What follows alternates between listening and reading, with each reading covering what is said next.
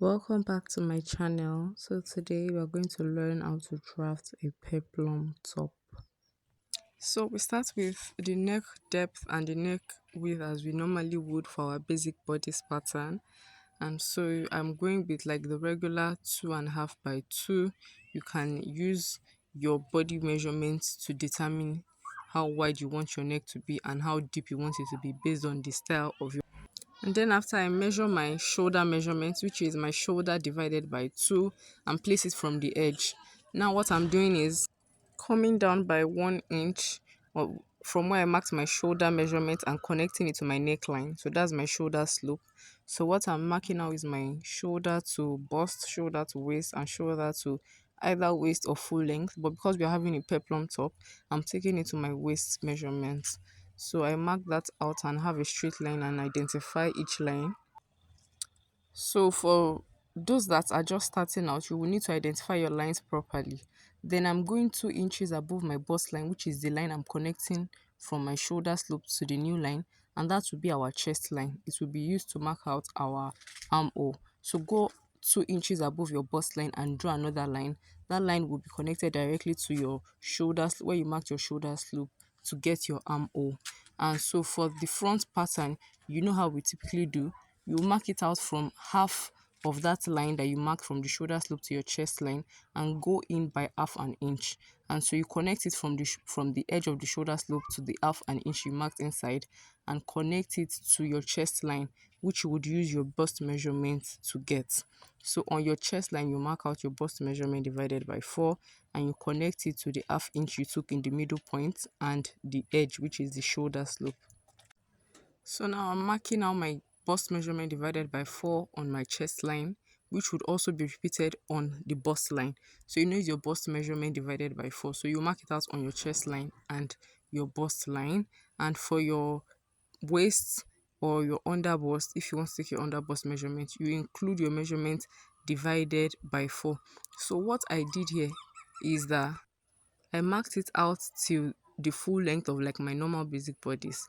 But what you need is to your waist measurement because you will attach your peplum to the waist.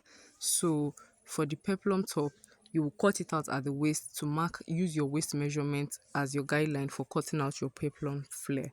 I hope you understand that.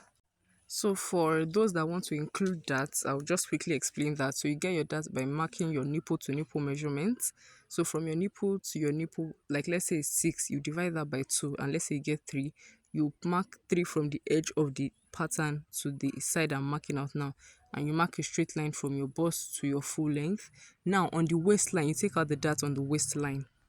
So 0.5 will be taken out on both sides of that line on the waistline that you drew initially. So from that nipple to nipple measurement line you drew, particularly on the waist, you take out 0.5 inches and you connect that back into the bust line that you drew, the line on the bust line and the line on the hip line.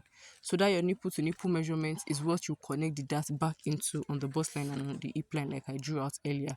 So you can see here that I did not connect it to the hip. That's because we are, like I said, we are stopping at the waist. So the dart is going from the waist upwards.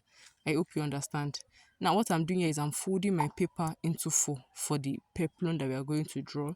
And so I'll fold it once and I'll fold it twice. As you can see, I have cut it from the waist and that is where we are going to take.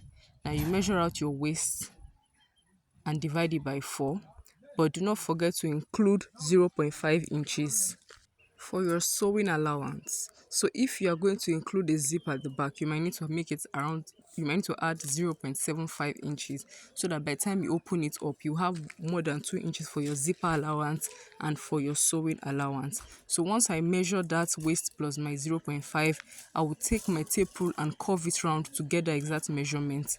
And so once I get the exact measurement, I'll mark out where it is with my tape rule and I'll be curving it round. So let's say where I marked it from the edge to that place is 2 inches. I will mark 2 inches round so that by the time I place my tape rule on the, like curve my tape rule at the first flare, I would make sure that I get my waist measurement divided by 4 plus my 0.5 inches, so that by the time I open it up, I'll have my full waist measurement plus my sewing allowances. So this initial curve I'm drawing must make out your waist measurement divided by 4 plus 0.5 inches. So wherever it stops, you use it to make a flare and a curve around. And then you also use your tape rule to mark your full length from the edge. So that place you initially drew would be your waist, the upper part of your waist peplon, and then you will use your tape rule to mark out the length you want, depending on how long or full you want it to be. Use it to mark out the full length of the peplon top, and you make another curve, and so you cut it open to see how your flare would look like. And I will do that right now. And so once you've cut it out, you open it, you have a full flare, but you can open it up at one side. So all you just need to do is cut out a side and attach it to your waist. I hope you've been able to achieve what I have been trying to explain with this guideline. So thank you very much for watching. I really appreciate it. Thank you so much. If you have any questions, please comment down below. Thank you so much. Bye.